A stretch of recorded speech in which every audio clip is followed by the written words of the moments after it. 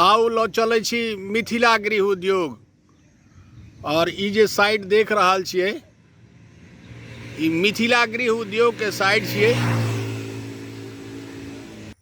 एहिठाम दूर दूर तक जतेक दूर तक देखायत से अहाँके ई कमल के पात मतलब पुरैनिक पात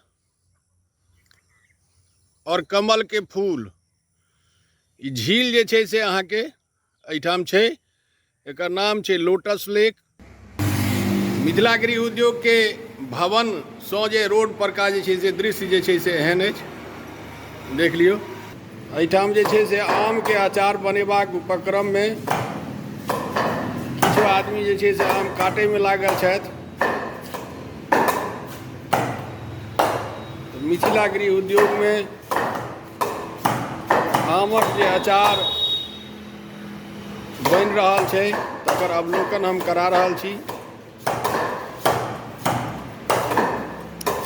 एहिठाम जे छै से ओ आम के कटला के बाद ढेरी देख रहल छी, एहिमे गुठली आ आम सबटा छै। और ये आदमी सब जे छथि ई सब जे छै से गुठली में से छोड़ा छोड़ा के ओहिमे से आठी के हटा कऽ ओकर बाद एहि टब में राखि रहल छथि। ई सबटा जे छै से आमक टुकड़ा प्रोसेसिंग में छै। नमक देला के बाद जे छै से पानि छोड़ै छै, वएह पानि में से एकरा छानि कऽ आ एकरा जे छै से फेर से परात में राखल जा रहल छै। ई बड़का बड़का परात जे छै से अहाँके सामने में अछि। और फिर एकरा उठा कऽ रौद में छत पर में लऽ जायल जेतै। ई आमक टुकड़ा सब जे छै से ओहिमे सँ ओहिठाम से नीचाँ से आनि कऽ देल छै, एकरा रौद में सुखायल जा रहलै है।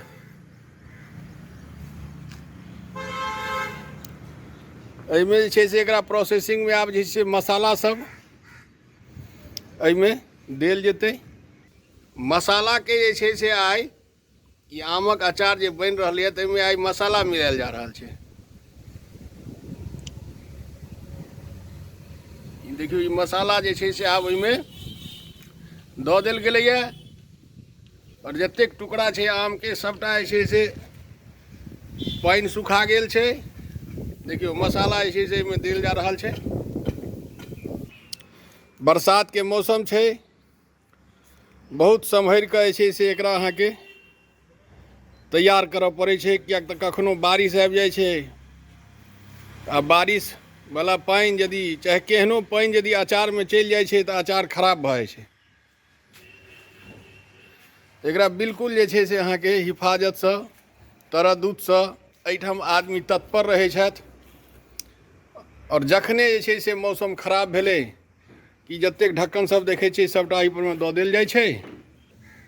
शुद्ध और पवित्र रखबाक लेल देखियौ जे ई जे अचार बनि रहल छै आम के अचार, एहि पर जाली दऽ देल गेल छै, नेट वाला जाली होइ छै ताकि एहिमे माछी ताछी नहीं जाए। और एकरा जे छै से हिफाजत के लिए एकदम आदमी जे छै से डिप्यूट एकटा हैया एहिठाम रहै छथि। जखन एकरा खेबै टेस्ट करबै तऽ लागत जे छै से ये हमरा दादी नानी के हाथ के अचार छी।